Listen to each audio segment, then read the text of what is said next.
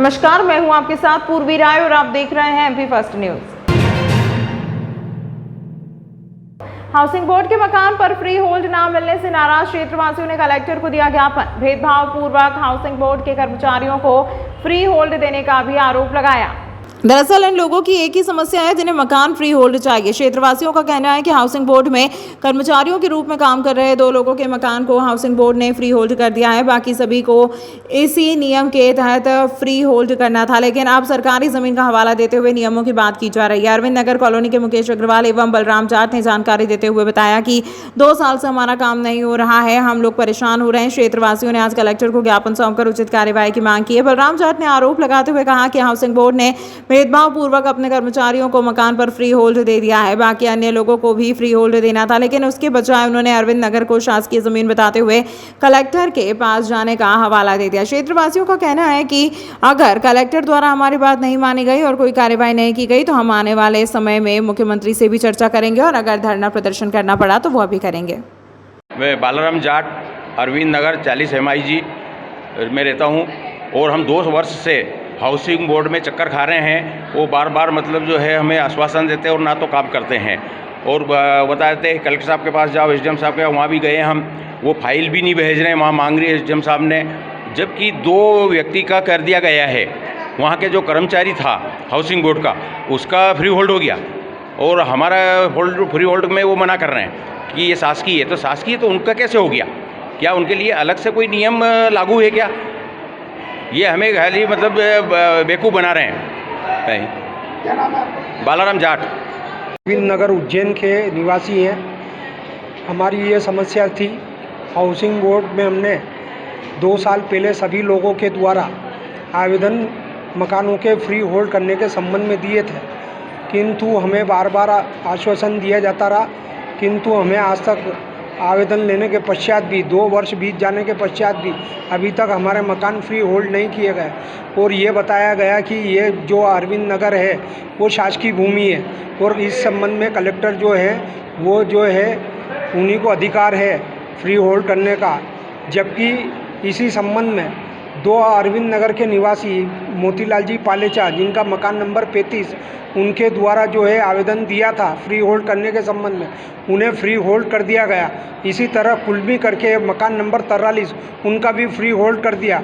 हमारी समस्या और उनकी समस्या एक थी, किंतु हमारे साथ भेदभावजनक व्यवहार अपनाया जा रहा और हमें 2 साल से हमारे मकानों का फ्री होल्ड नहीं किया जा रहा।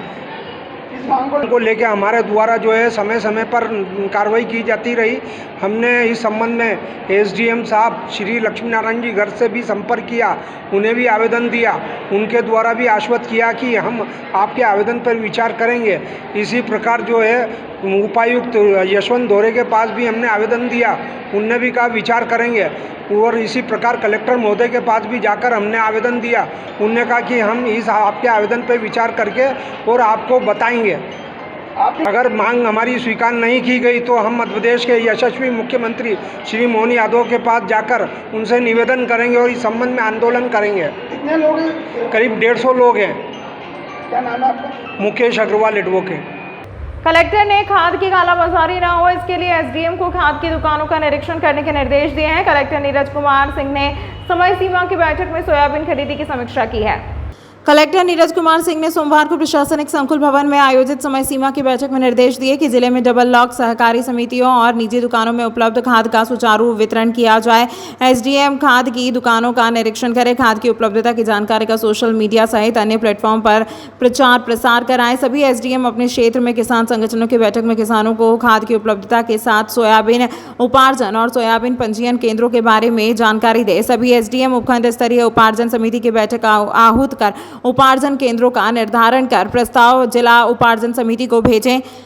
उन्होंने बैठक में सभी SDM को कृषि और बीमा कंपनियों के साथ भ्रमण कर फसल नुकसानी का सर्वे शीघ्र पूर्ण कराने के निर्देश दिए। बैठक में अपर कलेक्टर महेंद्र कवचे, अपर कलेक्टर अनुकूल जैन, CEO उज्जैन विकास प्राधिकरण Sandeep Soni, CEO smart city Sandeep Shiva, Shri Mahakaleshwar मंदिर प्रशासक गणेश ढाकर सहित विभागों के अधिकारी उपस्थित रहे। सर, किसानों को लेकर एक बहुत बड़ी बैठक ली गई थी, उसमें क्या निर्देश दिए गए? माननीय मुख्यमंत्री जी के निर्देशानुसार पूरे जिले में सोयाबीन का पंजीयन का कार्य प्रारंभ हो चुका है और सोयाबीन उपार्जन का कार्य 25 अक्टूबर से प्रारंभ किया जाना है। इसको लेकर के सभी अधिकारियों के साथ, विभिन्न किसान संगठनों के साथ भी बैठकें की गई हैं और सभी का पंजीयन कराते हुए निर्विघ्न रूप से पहली बार सोयाबीन का उपार्जन हो रहा है, ये संपन्न हो, इसके लिए आवश्यक निर्देश दिए गए हैं। अपने भाई के यहाँ आई बहन को चाय बनाते समय आई चोट, रसोई गैस का पाइप फटने से हुई घायल, जिला अस्पताल में उपचार के लिए करा भर्ती। नीमच से एक परिवार अपने भाई के यहाँ उज्जैन देवास रोड पर शादी समारोह में शामिल होने के लिए आया था। इसी दौरान शादी समारोह का कार्यक्रम चल रहा था और महिला आए हुए मेहमानों के लिए चाय बनाने के लिए जब गैस चालू करने के लिए गई तब अचानक गैस की नली फट गई और जिसमें महिला पूरी तरह से झुलस गई। घटना के बाद महिला को उपचार के लिए उज्जैन के जिला अस्पताल में भर्ती कराया गया। बताया जा रहा है कि माधवनगर थाना क्षेत्र में महिला अपने भाई के यहाँ पर शादी समारोह में शामिल होने के लिए आई थी। शादी का प्रोग्राम चल रहा था, महिला चाय बना रही थी, तभी यह हादसा हुआ है। फिलहाल महिला की स्थिति सामान्य है, जिसे उपचार के लिए जिला अस्पताल में भर्ती कराया गया है। तो नीमच से आए थे शादी में, बाकी हम तो क्या चाय बना रहे थे मेहमानों के लिए, काम सब निपट चुका था। नली फटी थी और हम तो इनको लेके सीधे हॉस्पिटल भागे, बाकी नुकसान तो इसके अलावा कुछ भी नहीं हुआ। तो कहाँ पर जल गई? ये धर्मशाला थी, कोई नाम हमें मालूम नहीं है, उज्जैन के अंदर देवास रोड पर ये धर्मशाला। बाकी नुकसान कुछ भी नहीं हुआ है, सिर्फ इनके पाँव में लगी। तो किस प्रकार से हादसा हुआ, क्या करने गए? चाय बना रहे थे ये मेहमानों के लिए और कुछ भी नहीं हुआ, इसके अलावा कुछ भी नहीं हुआ। चाय बनाते समय क्या हुआ? चाय बनाते समय इसकी नली निकल गई गैस की, जो नीचे लगती ना वो नली फट गई थी उसकी, और कुछ भी नहीं। किनके वहाँ है शादी में जी? किनके वहाँ? ये हमारे मामा के हैं, ये अपने नीमच से। हम कितने लोग घायल हुए इसमें? घायल सिर्फ मम्मी हुई हमारी। क्या नाम मम्मी? मम्मी का सोफिया भी नाम है। आपका नाम है? अब्दुल रफीक। थाना कौन सा लगता है? थाना हमारे बगाना थाना लगता है। नहीं, यहाँ का ध्यान नहीं। हम उज्जैन MIC बैठक में 1 अक्टूबर से उज्जैन नगर निगम सीमा अंतर्गत प्रतिदिन जल प्रदाय किए जाने का निर्णय लिया गया है। 1 अक्टूबर से PAT नगर निगम उज्जैन द्वारा संपूर्ण शहर में प्रतिदिन जल प्रदाय किया जाएगा। प्रभारी जल कार्य समिति के प्रकाश शर्मा ने जानकारी देते हुए बताया कि शहर में जल प्रदाय का समय पूर्ववर्ती अनुसार दक्षिण क्षेत्र में प्रातः काल 5:30 बजे से 6:30 बजे तक तथा उज्जैन उत्तर शहरी क्षेत्र में प्रातः 7:30 से 8:30 बजे तक किया जाएगा।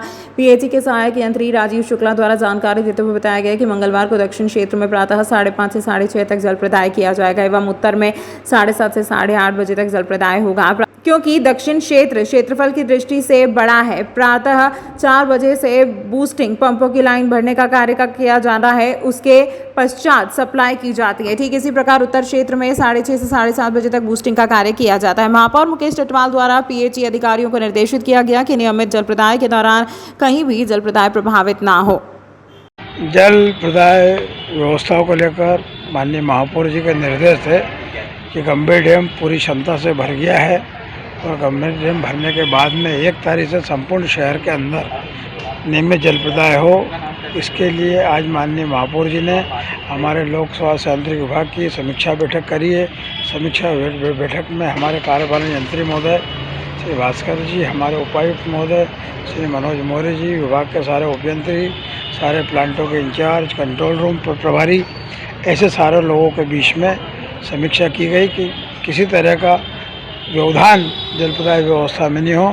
शहर की जनता को नियमित जल प्रदाय किया जाना है। शहर में त्योहारों का सिलसिला जारी है। नवरात्रि, दशहरा, दिवाली, ये सारे त्यौहार सलंग आ रहे हैं। इसको दृष्टिगत रखते हुए माननीय महापौर जी ने पूरे विभाग की समीक्षा बैठक आज कार्यालय में ली। दक्षिण और उत्तर में किस समय में सप्लाई किया जाएगा? दक्षिण और उत्तर में जो पूर्व से निर्धारित समय है 5:30 से 6:30 और सुबह जो है उत्तर में जो होता है उसी समय पे पूर्व निर्धारित समय पे जल प्रदाय किया जाए।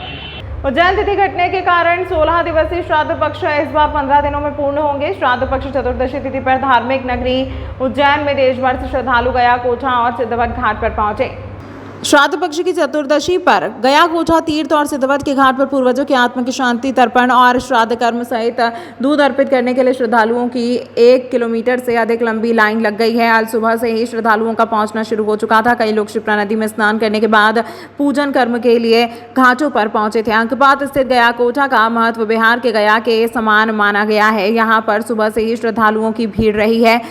शिप्रा तट स्थित सिद्धवट पर भी भगवान सिद्धवट को दूध अर्पित करने के लिए सुबह 5 बजे से ही लोगों की लाइन शुरू हो गई थी। माधवनगर थाना क्षेत्र में रहने वाली एक नाबालिग छात्रा को छेड़छाड़ कर तंग करने वाले युवक की सोमवार शाम परिजनों ने पिटाई कर दी, जिसका सोशल मीडिया पर एक वीडियो भी वायरल हुआ है।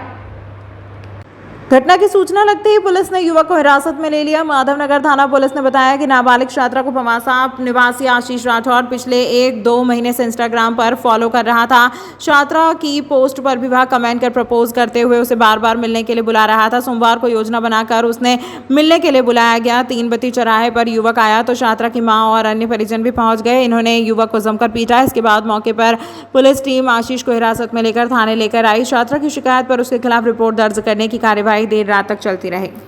तमाम महत्वपूर्ण खबरों के लिए देखते रहिए MP फर्स्ट न्यूज़।